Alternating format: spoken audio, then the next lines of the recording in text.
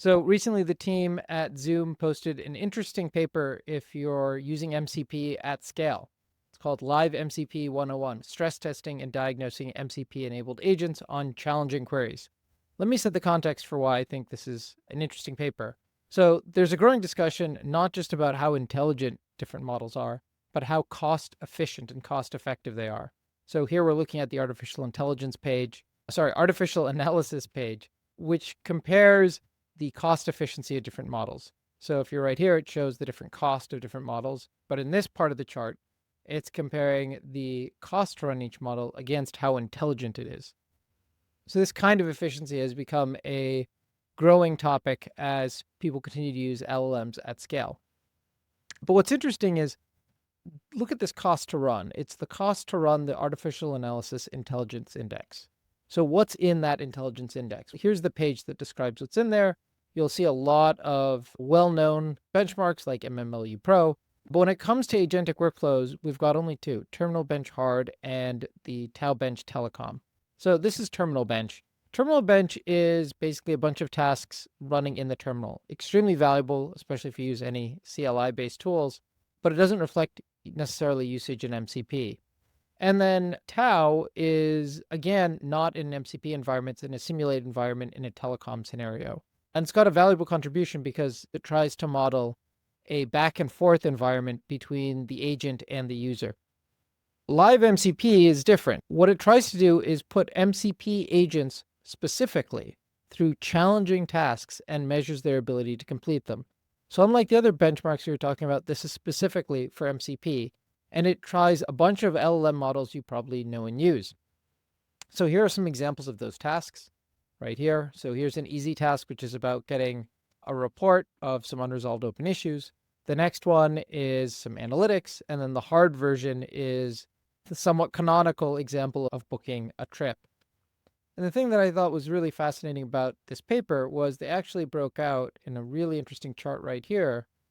They compared the token usage by the task success rate. So let me isolate it out so it's easier to see and talk about. So here on the bottom, we have the average token length in completing tasks. And then here on the vertical axis, we have the task success rate. And what you can see is effectively the token efficiency of different models. So here's a helpful annotation that I've added.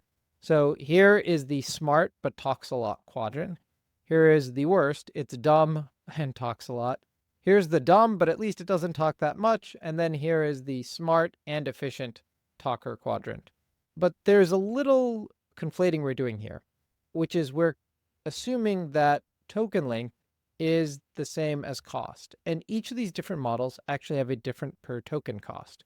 We see the same type of thing happening here. This is MCP Agent Bench. They're also comparing different models with their cost being the number of tokens per query. But again, different models have different costs.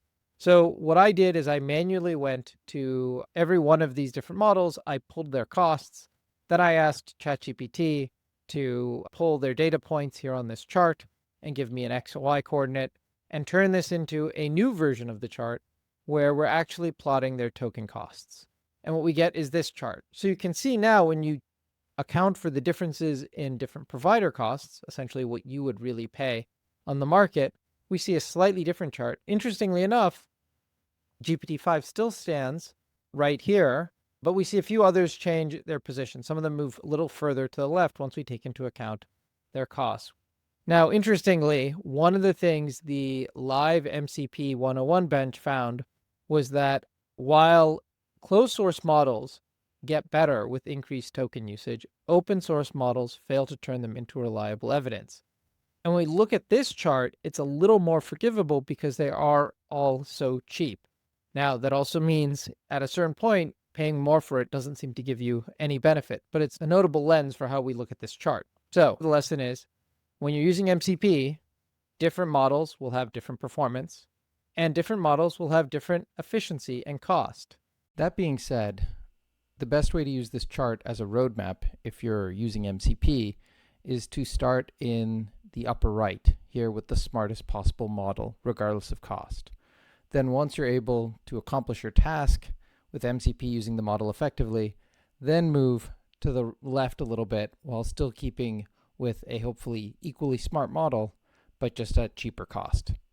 Now, hopefully we will see more MCP benchmarks comparing not just intelligence, but also cost. I'm pretty optimistic since there've been more than a few, I think something like 3 or 4 just in the last 2 months alone, specifically comparing and benchmarking MCP agents. Until they do, you might need to do this type of calculation yourself by hand. Thank you.